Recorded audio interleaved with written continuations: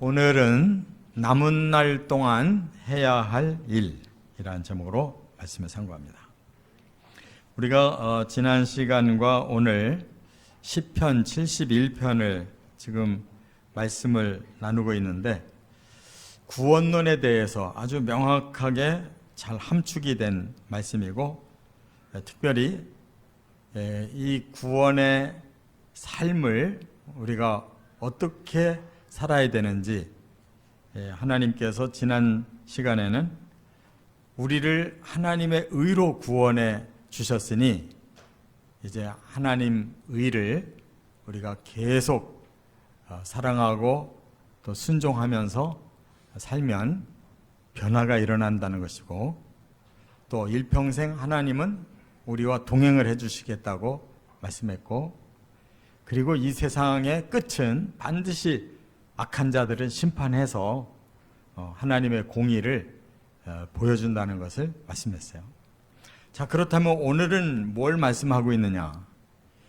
이제 마지막 D-Day가 올 텐데 그때까지 우리가 해야 될 일이 뭐냐?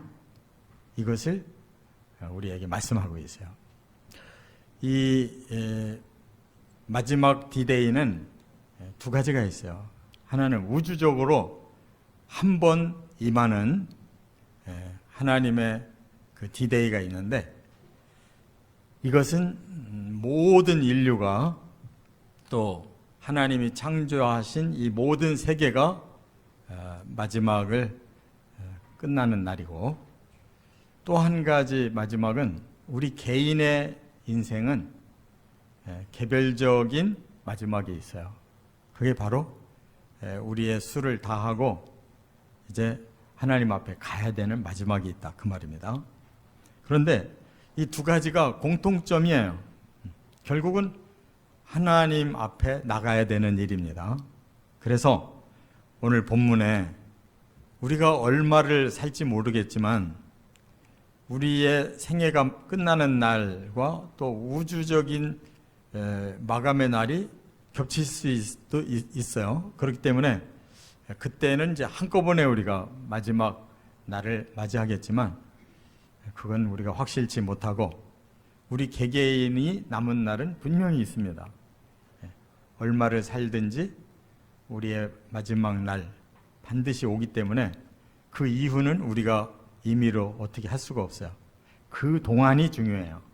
그래서 과연 우리가 뭘 하고 하나님 앞에 가야 되는지, 오늘 본문에 이 저자가 아주 명확하게 세 가지로 우리의 남은 날을 이 일을 하고 가자라고 말씀하고 있는데, 저와 여러분에게 주신 메시지이므로 꼭 깨달으시고 순종하시기를 바랍니다. 첫째는 14절부터 16절에 보면 하나님이 주신 의의 복음을 전하겠습니다, 이렇게 말하고 있어요. 하나님이 우리도 주의 의의 복음을 통해 구원받았듯이 우리가 또 다른 사람에게 주의 의의 복음을 전해서 그들도 믿도록 하고 우리는 죽어야 된다, 그 말이에요. 자, 15절 같이 읽겠습니다. 내가 측량할 수 없는 주의 공의와 구원을 내 입으로 종일 전하리이다. 우리가 받은 구원은 측량할 수 없는 놀라운 구원이라는 거예요. 왜? 우리는 이렇게 부족한데, 태어날 때부터 죄인으로 태어나고 죄성이 있어서 아무리 의롭게 살으려도 별의별 죄를 다 짓고 사는데, 하나님이 하나님의 의로 우리 죄를 다 덮어서 너희는 죄가 없는 의로운 자다라고 인정해서 우리가 구원을 받으니, 이러한 하나님의 축복과 은혜가 어디 있느냐, 그 말이에요. 그러므로 우리가 하나님의 그 은혜를 보답하는 마음은 이제 남은 날 동안 우리를 구원해 주신 이 주의 복음을 다른 아직 믿지 않는 사람들에게 꼭 전해서 그들도 구원받을 기회를 얻게 하고 가겠습니다. 이것이 우리 첫 번째 해야 할 일임을 믿습니다. 저나 여러분이나 누군가가 우리에게 복음을 전해줬고 또 어떤 교회에서 어떤 목사님에게서든지 또 말씀을 계속 들어서 구원을 받도록 하나님께서 은혜를 주신 거예요. 그런데 그것이 측량할 수 없는 하나님의 너무 크신 사랑과 은혜와 섭리와 역사를 통해서 우리가 이렇게 믿게 됐어요. 그렇다면 우리만 필요한 게 아니고 또 우리 다음 세대도 이 복음을 같이 믿고 구원을 받아야 된다, 그 말이에요. 그래서 하나님이 14절에 우리의 마음에 이 복음을 잘 전할 수 있는 마음도 주신다는 것을 여기 말씀했는데, 저자가 이렇게 고백을 해요. 나는 항상 소망을 품고 주를 더욱더욱 찬송하리이다 그랬어요. 여러분, 전도를 하려면 이론을 전해주는 게 아닙니다. 우리의 영적 그 에너지가 그 사람들에게 전해져야 되는 거예요. 그냥 예수 믿으세요, 예수 믿고 복 받으세요, 이런 무미건조한 말을 전하라는 게 아니에요. 우리의 신앙의 감격을, 내가 먼저 그 복음을 통해 구원받은 이 기쁨을 우리 안에 에너지를 가지고 전해주는 것이 전도라는 말이에요. 그래서 나는 항상 소망을 품고 그랬어요. 우리가 구원받으면 소망이 생겨요. 구원받지 못한 사람은 나는 언젠가 죽을 텐데 죽음을 생각해야 돼요. 그러나 우리는 죽음을 넘어서 구원과 영생을 우리의 마음의 소망으로 품고 있는 사람이라 그 말입니다. 할렐루야. 이 두 가지는 하늘과 땅의 차이예요. 나는 언젠가 죽을 텐데, 물론 우리도 죽음을 준비해야 되지만 구원은 죽음에서 다시 살아나서 영생이 있기 때문에 우리에게는 영원한 소망이 있다는 것을 믿습니다. 또 하나, 그 소망이 마음에 계속 있을수록 우리는 찬송할 수밖에 없어요. 하나님께도 감사하고 또 우리 자신도 구원받은 기쁨을 우리가 찬양할 수밖에 없다, 그 말이에요. 이러한 에너지를 가지고 하나님께서 원하시는 이 복음을 전하겠다, 이런 뜻이에요. 자, 그런데 우리에게는 이 복음을 전할 때 또한 하나님의 역사가 있다는 것을 깨달아야 돼요. 우리 힘으로 전해서 구원받고 이것이 계속되는 게 아닙니다. 여기에는 하나님이 개입해 주시는 역사가 있는데, 그걸 뭐라고 표현했느냐, 16절에 보니까 내가 주 여호와의 능하신 행적을 가지고 오겠사오며 그랬어요.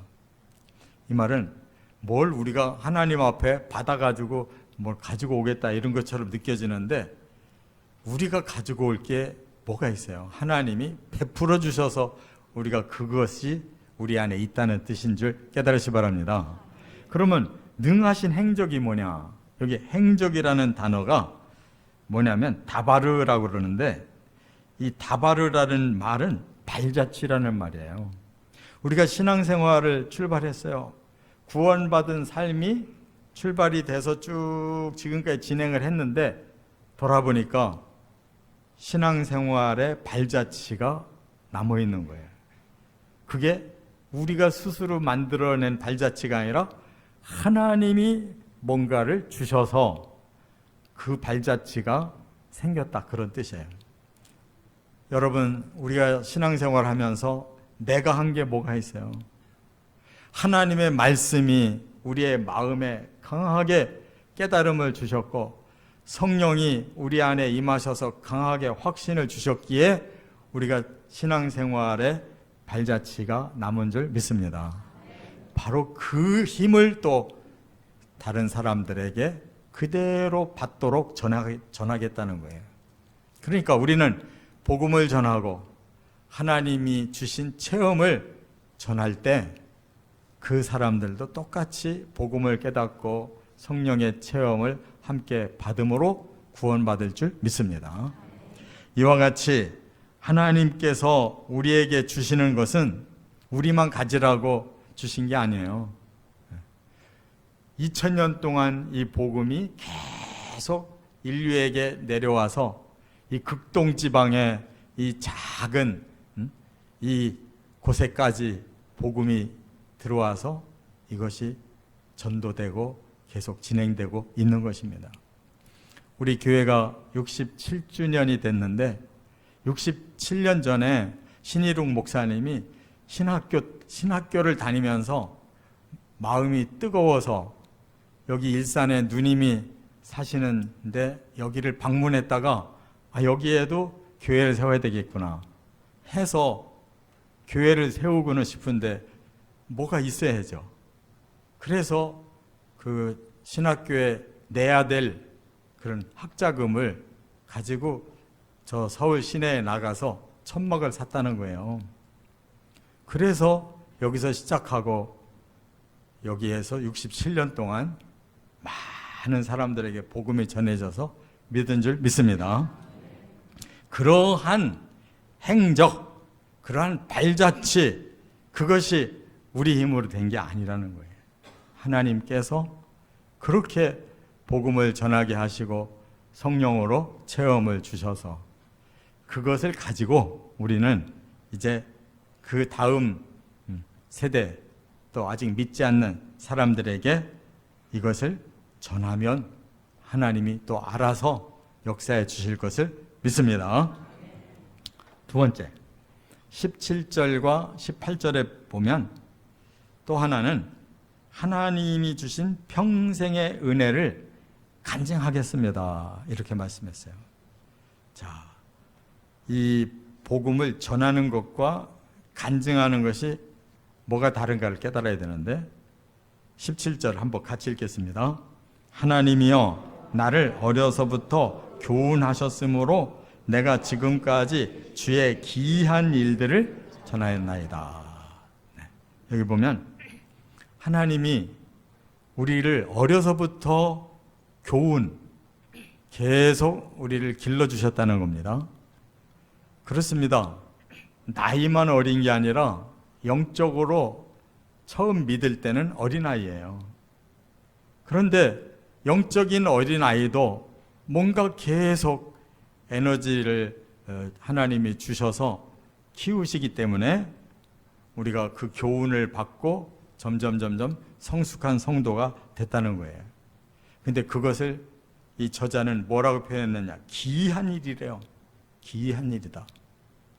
여러분, 사람이 이 사회에서 교육 시스템에 들어가서 십수년 동안 공부를 한다고 사람 변합니까? 안 변합니다. 그래서 이 세상의 교육은 정말 한계가 있기 때문에 사람들이 기대하지도 않아요. 자녀들을 뭐 정말 훌륭한 인물을 만들려고 학교 보내는 게 아니라 그냥 자기들의 그 생각대로 내 자식은 내가 이렇게 돈도 잘 벌고 세상에서 똑똑하고 정말 멋지게 살기를 바래서 키우려고 하는데 그런 실력은 좀 느는지 몰라도 사람다운 인격은 갖춰지질 않아요. 그것은 바로 하나님을 만나야 만들어지는 것임을 깨달으시기 바랍니다. 우리의 지정의가 하나님의 영성이 덮여야 우리의 영이 먼저 깨어나서 우리의 지정의를 아름답게 변화시켜 주시는 거지 세상의 방법으로 되는 게 아니다 그 말이에요. 바로 그것이 우리들에게는 신앙생활에 쌓여진 노하우가 됐고 그것을 우리가 다른 사람과 나눌 때 그걸 보고 간증이라고 하는 거예요.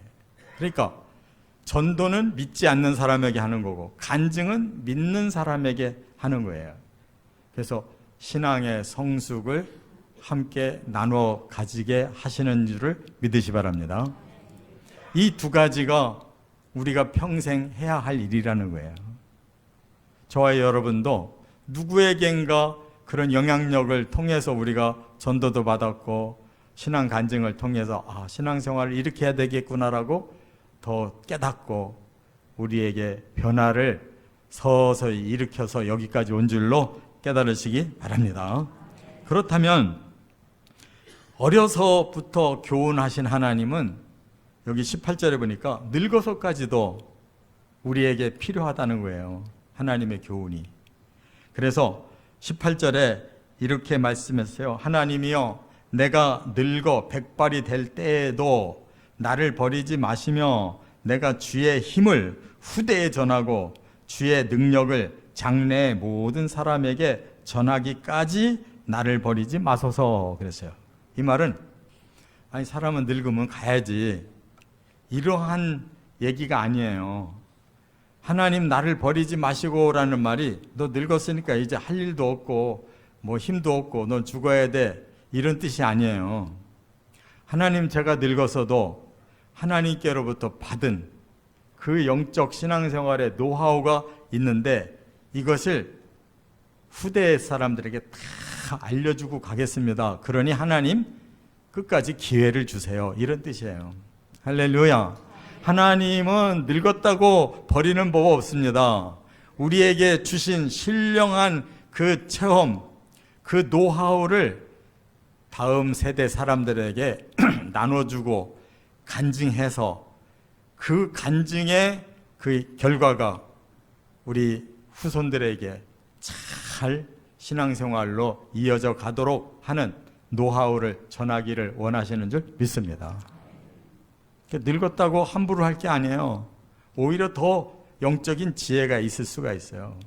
그러므로 우리는 결코 하나님께 버림받는 법이 없다는 거 깨닫고 우리가 나이가 많아서 늙어질수록 오히려 신앙의 노하우는 더 풍성해서 우리 후배들에게 다음 세대들에게 자손들에게 반드시 전하고 하나님 앞에 가야 될 줄 믿습니다. 끝으로 세 번째 19절부터 24절에 이제 남은 날 마지막 하나는 오직 자신을 위해서 해야 될 일이 있다는 거예요.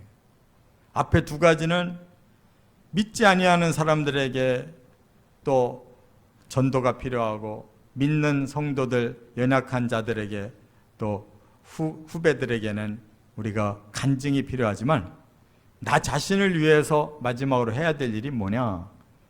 바로 19절부터 24절에는 오직 천국을 소망하며 살겠습니다. 이게 제일 중요한 일이라는 거예요. 자, 19절 한번 같이 읽어보겠습니다.